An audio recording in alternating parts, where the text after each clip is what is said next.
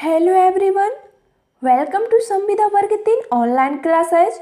तो गाइज आज की इस क्लास में हम स्टडी करने वाले हैं वर्ग 3 के लिए हिंदी का प्रैक्टिस सेट नंबर 8, जो कि बिल्कुल आपके सिलेबस के अनुसार तैयार किया गया है। गाइज इसमें टोटल 13 क्वेश्चन रहेंगे, जो कि बिल्कुल सिलेक्टेड क्वेश्चन है और इन्हें हम व्याख्या के सहित समझेंगे। गाइस ये प्रैक्टिस सेट आप लोग जरूर लगाएं और चेक करें कि आपकी तैयारी कैसी चल रही है। आपके 13 में से जितने भी मार्क्स आते हैं हमारे लिए कमेंट करके जरूर बताएं। तो चलिए स्टार्ट करते हैं हम अपनी आज की क्लास और चलते हैं अपने क्वेश्चन की तरफ। दूसरी कक्षा में पढ़ने वाला रोहित हिंदी की कक्षा में अपनी मातृभाषा में बात करता है, आप क्या करेंगे? ऑप्शन है बाकी बच्चों से उसकी भाषा सीखने के लिए कहेंगे, उसे डांटेंगे कि वह कक्षा में मातृभाषा का प्रयोग ना करे, उसे बिल्कुल अनदेखा कर पढ़ाते रहेंगे या फिर उसकी भाषा को समझने की कोशिश करेंगे।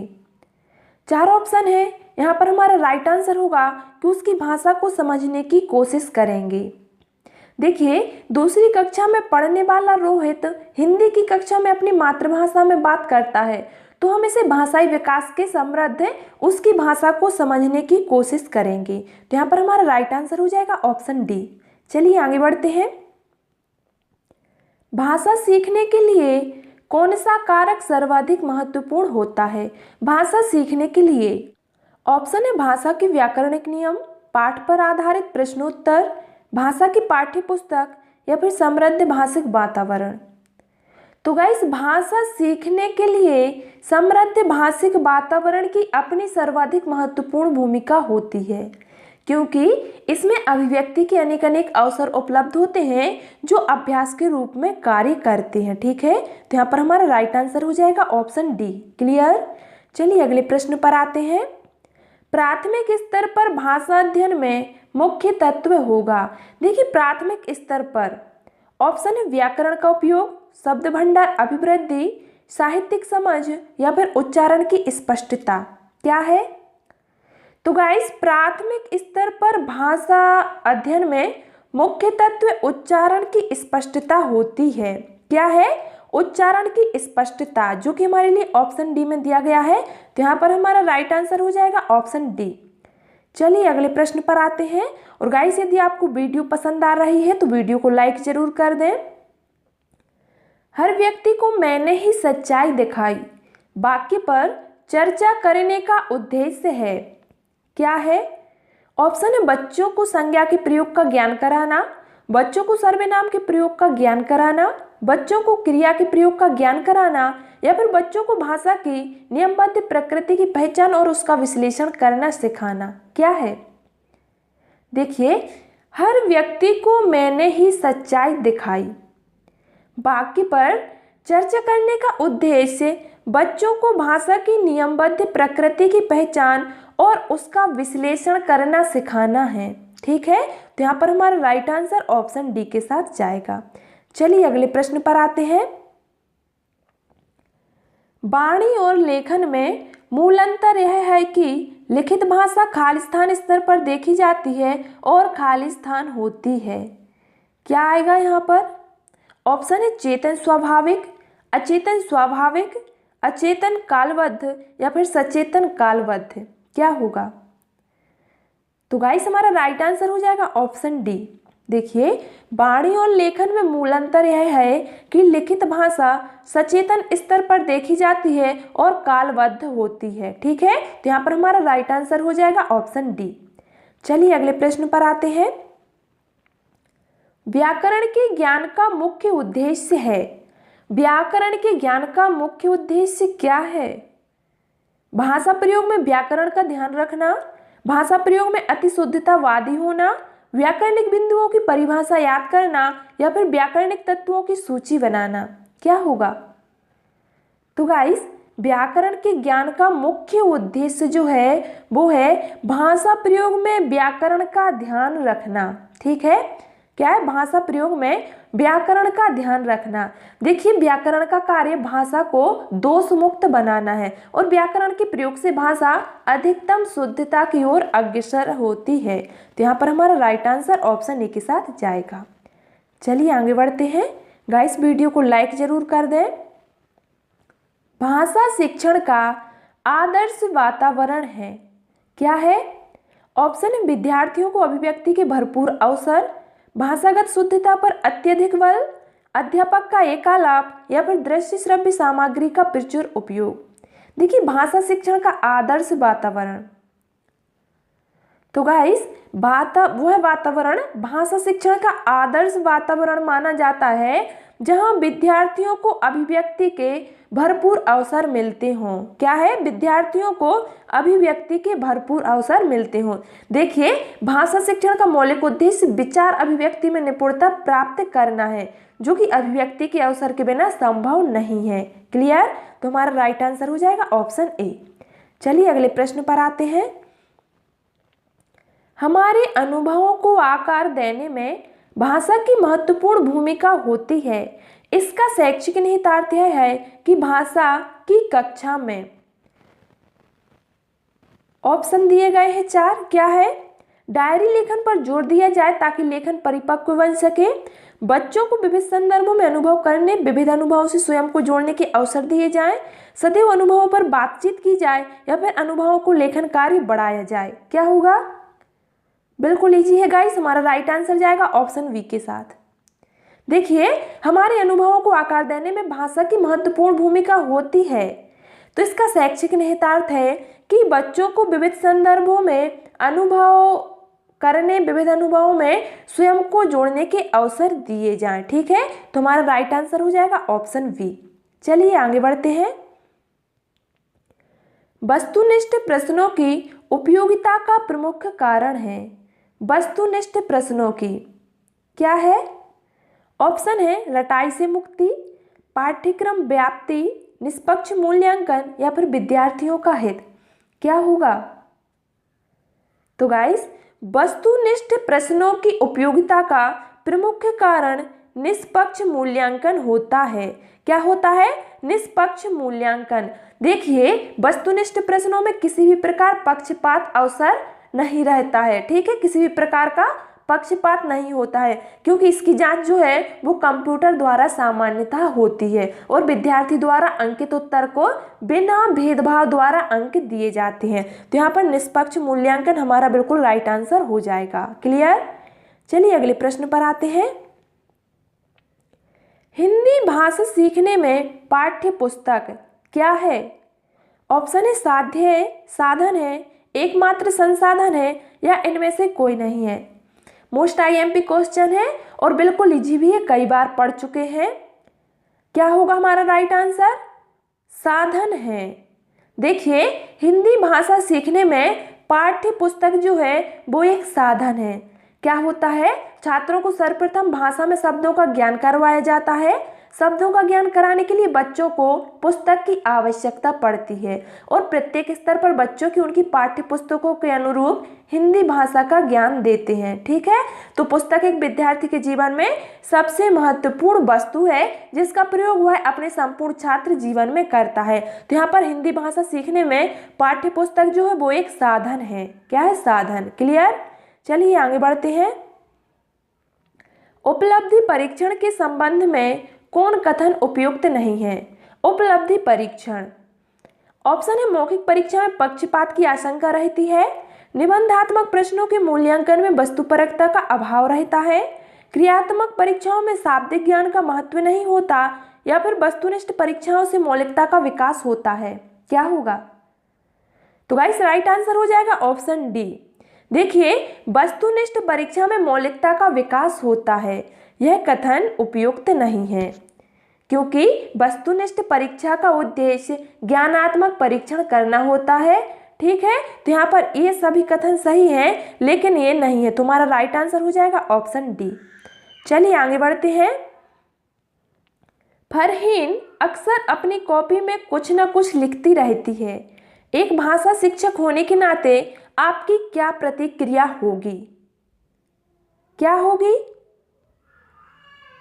4 ऑप्शन है, हमारा राइट आंसर जाएगा ऑप्शन सी के साथ। क्या दिया गया है? फरहीन अपने मन की बातों की अभिव्यक्ति चाहती है उसके लेखन को कक्षा में प्रदर्शित किया जाए। देखिए फरहीन अक्सर अपनी कॉपी में कुछ ना कुछ लिखती रहती है, तो एक भाषा शिक्षक होने के नाते हमारी प्रतिक्रिया होगी कि फरहीन अपने मन की बातों की अभिव्यक्ति चाहती है और उसके लेखन को कक्षा में प्रदर्शित किया जाए। ठीक है, इसको फरहीन का आत्मविश्वास बढ़ेगा और वह उन्मुक्त होकर लेखन को प्राथमिकता देगी, जिससे उसमें सृजनात्मकता का विकास भी होगा। तो यहाँ पर हमारा राइट आंसर हो जाएगा ऑप्शन सी। चलिए आगे बढ़ते हैं।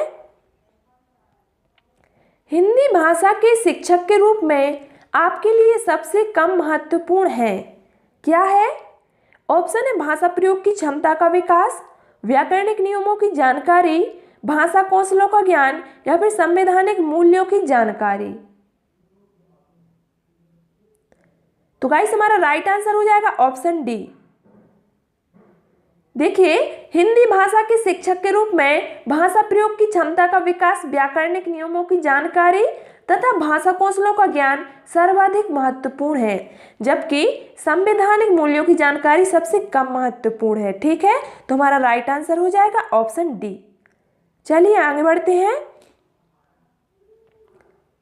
पढ़ना क्या है?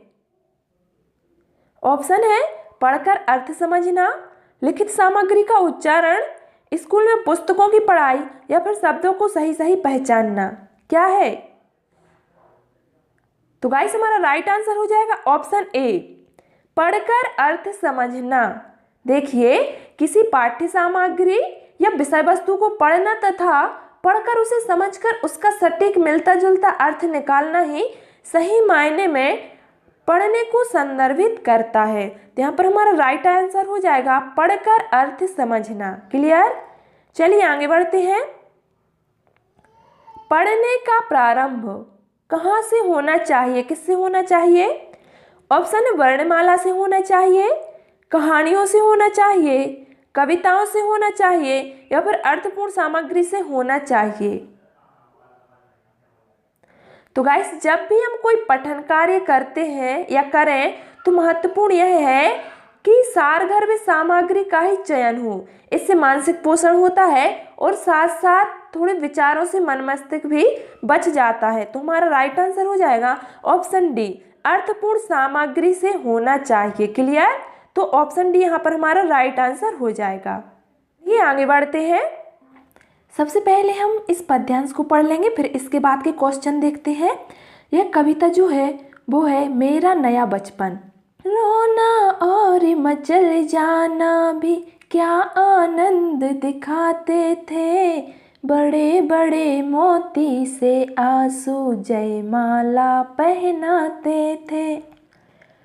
मैं रोई माँ काम छोड़ कर आई, मुझको उठा लिया, झाड़ पोंछ कर चूम चूम गीले गालों को सुखा दिया।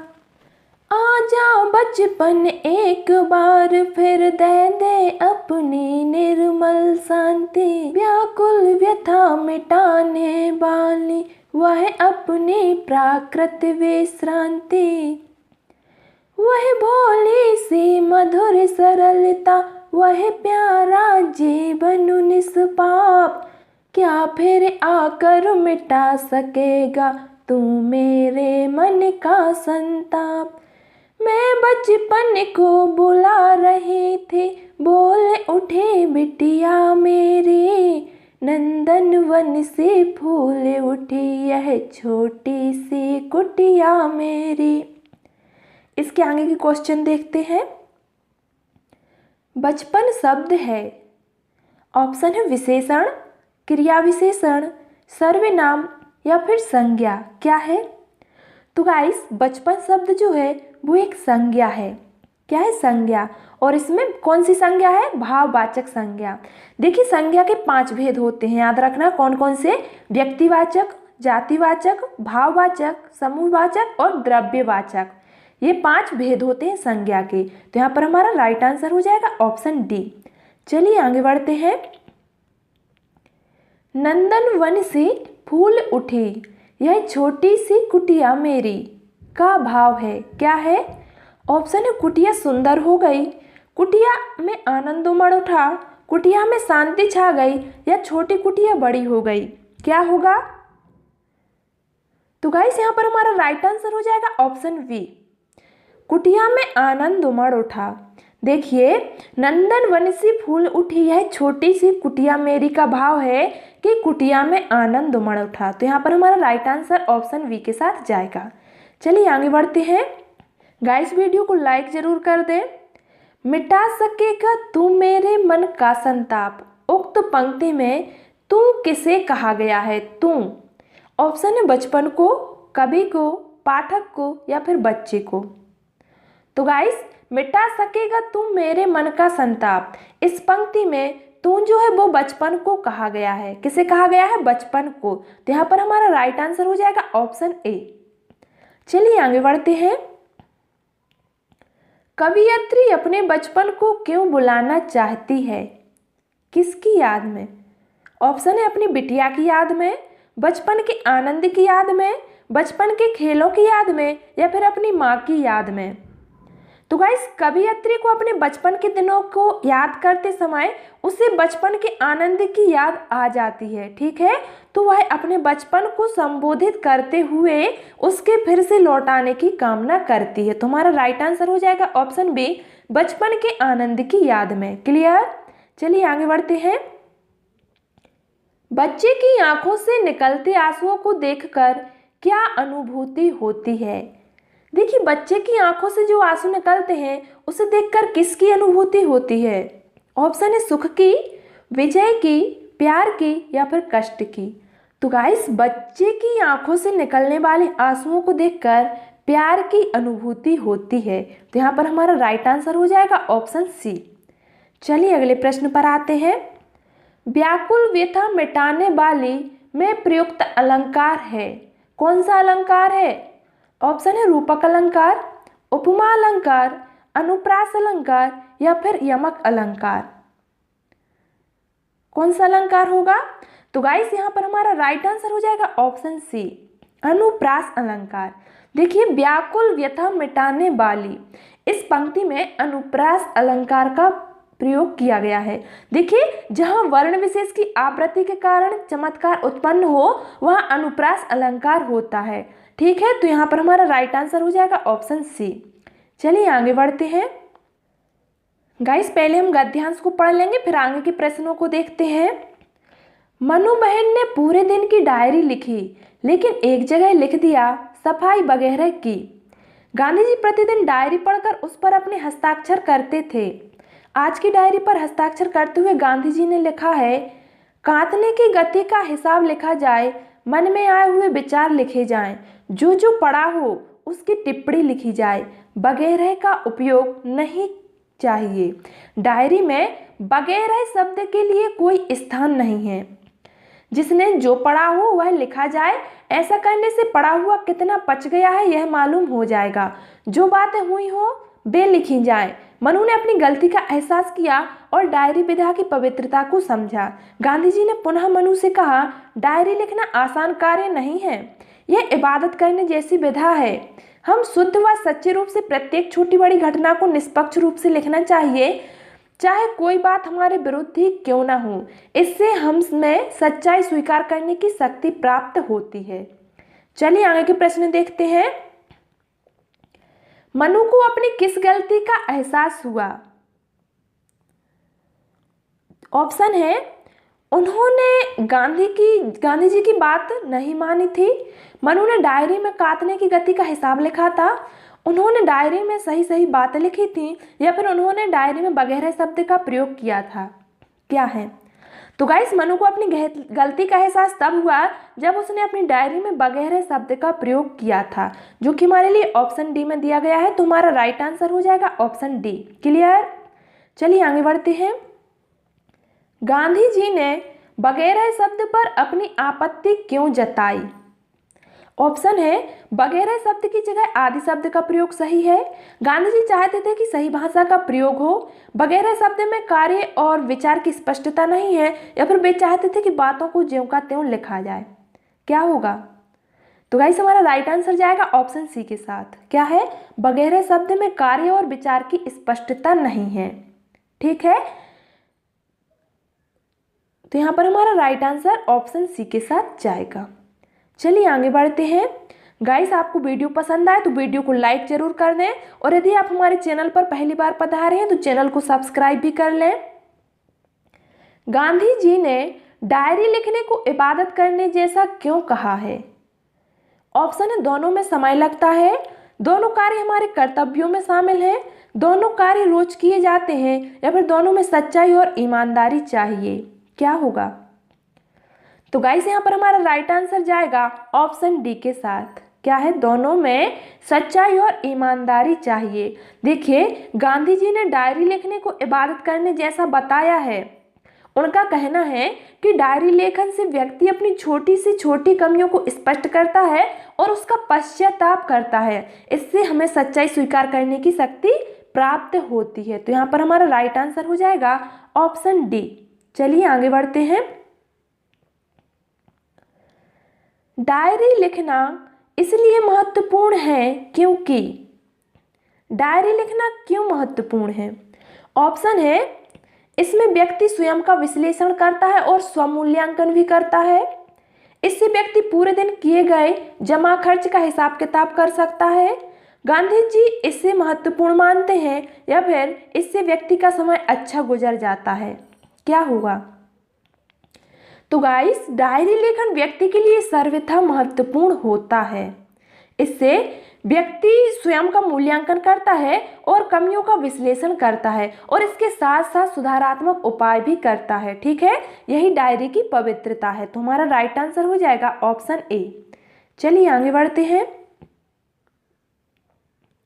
गांधी जी प्रतिदिन डायरी पढ़कर क्या करते थे?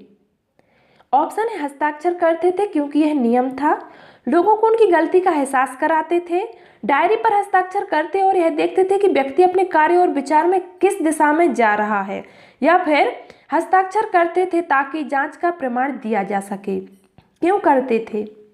तो गाइस हमारा राइट आंसर जाएगा ऑप्शन सी के साथ।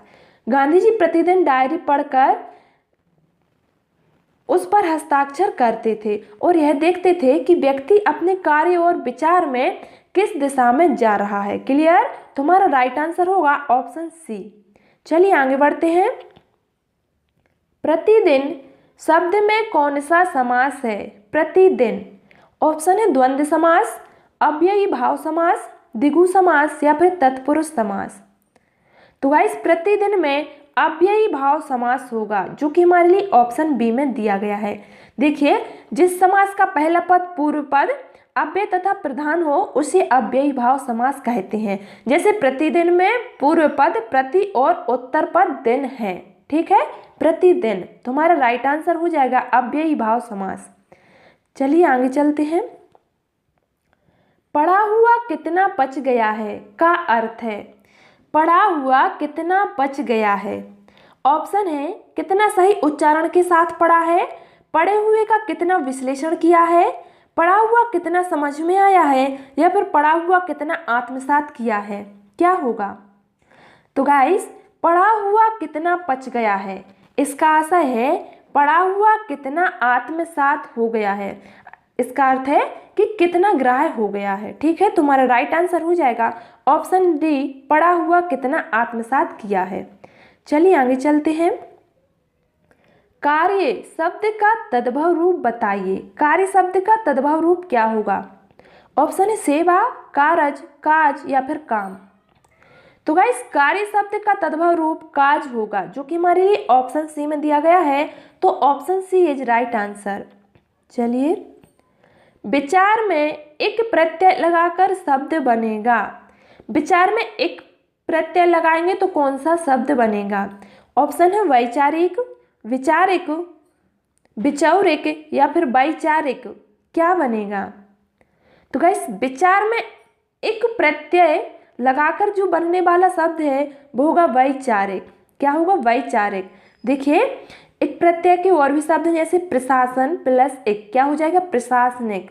प्रकृति प्लस एक हो जाएगा प्राकृतिक। तो यहाँ पर क्या है? विचार में एक प्रत्यय लगाएंगे तो हो जाएगा वैचारिक। तो हमारा ऑप्शन डी बिल्कुल राइट आंसर हो जाएगा। तो गाइस आज की इस क्लास में हमने हिंदी के प्रैक्टिस सेट के 13 क्वेश्चन बिल्कुल व्याख्या के सहित समझे हैं। आशा करती हूँ कि आपको बहुत अच्छे से समझ में आ गए होंगे। और गाइस, यदि आपको आज की क्लास पसंद आई हो तो इस वीडियो को लाइक कर दें और इसी तरह के नए नए वीडियो देखने के लिए चैनल को सब्सक्राइब जरूर कर लें। Thanks for watching this video.